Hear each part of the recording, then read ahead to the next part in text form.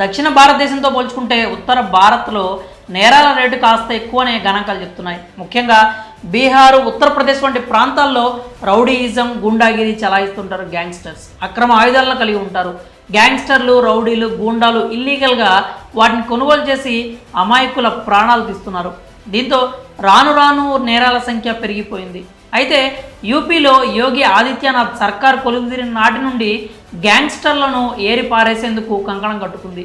ఇప్పటికే అనేక మంది రౌడీ మూకల్ని లేపేసింది. గ్యాంగ్స్టర్ కనబడితే చాలు కాల్చి పడేస్తోంది. తాజాగా gangster most wanted notorious criminal Ravi Khana alias రవినగర్పై దృష్టి సారించింది యూపీ సర్కార్. ఓ కేసులో భాగంగా గ్రేట్ నోయిడా పోలీసులు అతనికి సంబంధించిన 100 కోట్ల రూపాయల ఆస్తిని జప్తు చేశారు. అందులో 80 కోట్ల విలువైన విలాసవంతమైనటువంటి బంగ్లా కూడా ఉంది. ఇంతకు ఆ బంగ్లా ఎవరిదంటే కాజల్ ఝా అనే మహిళది. ఢిల్లీలోని న్యూ ఫ్రెండ్స్ కాలనీలో నిర్మించిన ఇంటిని గ్రేటర్ నోయిడా పోలీసులు సీజ్ చేశారు. ఆ ఇంట్లో మాఫియా గ్యాంగ్లో పనిచేస్తున్న కాజల్ ఝా అనే మహిళ నివసిస్తోందని విచారణలో తేలింది.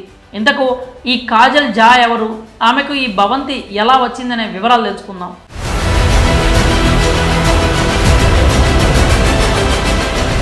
కరుడుగట్టిన గ్యాంగ్స్టర్ రవి గర్ల్ ఫ్రెండే ఈ కాజల్ ఝా. ఆ ఇంటిని రవి ఆమెకు బహుమతిగా ఇచ్చినట్లు తెలుస్తోంది.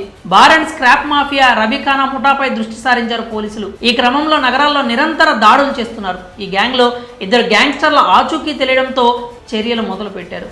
ఢిల్లీ, గజియాబాద్, డెహ్రాడూన్, పంజాబ్, బులంద్ షహర్లలో ఉన్న ముఠా రహస్య స్థావరాలు, ఆస్తులు, గోదాములను గుర్తించారు పోలీసులు.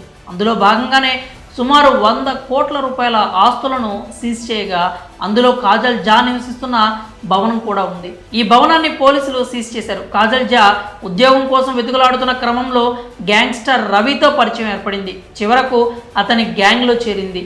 ఆమె కనుసన్నల్లోనే ముఠా వ్యాపారం జరుగుతుంది. గ్యాంగ్స్టర్లను శాసించే స్థాయికి చేరింది. రవితో సంబంధం ఉన్న మాఫియా గ్యాంగ్లోనే కాజల్ ఝా కూడా పనిచేస్తోంది. ఇప్పుడు ఈమె ఉండే నివాసాన్ని సీజ్ చేశారు పోలీసులు. అంతేకాకుండా గుర్తించిన రహస్య స్థావరాలపై త్వరలో దాడులు చేయనున్నారు. ఆస్తుల జప్తుతో పాటు ఆర్థిక లావాదేవీలు జరిపేందుకు వీలు లేకుండా పోలీసులు చర్యలు తీసుకున్నారు. రవితో పాటు ఇతర గ్యాంగ్స్టర్స్ బ్యాంకు ఖాతాలను బ్లాక్ చేశారు. ఏటీఎంతో సహా అన్ని కార్డులను